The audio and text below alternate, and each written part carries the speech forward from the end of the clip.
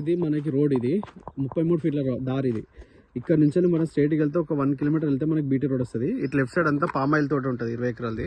Okay, మనకి land ఇక్కడ నుంచే స్టార్ట్ అవుతుంది. లెఫ్ట్ సైడ్ ఉంది కదా చెట్టు, ఆ చెట్టు నుండి ఇట్లా మనకి మొత్తం 5 ఎకరాల ప్రాపర్టీ ఉంటుంది. చుట్టూ కడీలేసి చుట్టూ బౌండరీస్ ఉంటుంది. మనకి మొత్తం సాఫ్ చేసి ఉంటుంది, మొత్తం ప్లేన్ అండి. అక్కడ రైట్ సైడ్ ఉంది కదా, రైట్ సైడ్ ఈ దారి ఇట్లకి వెళ్ళిపోయి మనకి ఇటు సైడ్ నుంచి వచ్చి దారి ఇట్లకి వెళ్ళిపోయి మనకి అక్కడ మళ్ళీ దారి కనిపిస్తుంది కదా, ఆ కడీలు పక్క పండి అట్లా పోతుంది దారి. అక్కడ రైట్ సైడ్ కనిపిస్తుంది కదా, అవన్నీ 10 ఎకరాలు మొన్న రీసెంట్గా మీరు కడీలు వేసుకున్నది.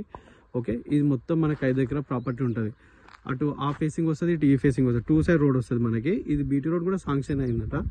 అక్కడ ఆ రోడ్ కనిపిస్తుంది కదా, అక్కడ నుంచి ఆ ఫేసింగ్ అంతా వస్తుంది మనకి. ఇటు 2 సైడ్ ఫేసింగ్ వస్తుంది. ఇది చుట్టూ ఇదంతా ప్రాపర్టీ మనకి. ఓకే, అక్కడ కొండగిన ఏం రాదు, మొత్తం ప్లెయిన్ ల్యాండ్ వస్తుంది. ల్యాండ్ కూడా రెడ్ సైడ్ ఇదంతా.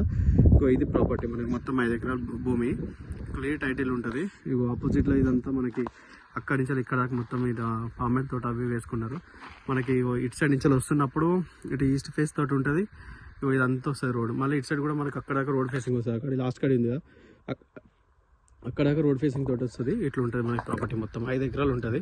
కింద కనిపిస్తుంది ఓన్లీ ప్లేన్ ల్యాండ్. కొంచెం ఒక రాయి ఉండదు, గుట్ట రాదు, ఏం రాదు. మనకి రాణత్పల్లి హైవే నుంచి వెళ్ళి నేషనల్ హైవే నుండి ఇటుకి మనకు 11 కిలోమీటర్లు ఉంటుంది. హైదరాబాద్ నుండి వరంగల్ ఎన్హెచ్ నుంచి 11 కిలోమీటర్లు ఉంటుంది. బీటీ రోడ్ నుంచి 1 కిలోమీటర్ ఉంటుంది. ఇది కూడా రేపటి రోజు బీటీ రోడ్ అవుతుంది. ఇది ప్రాపర్టీ.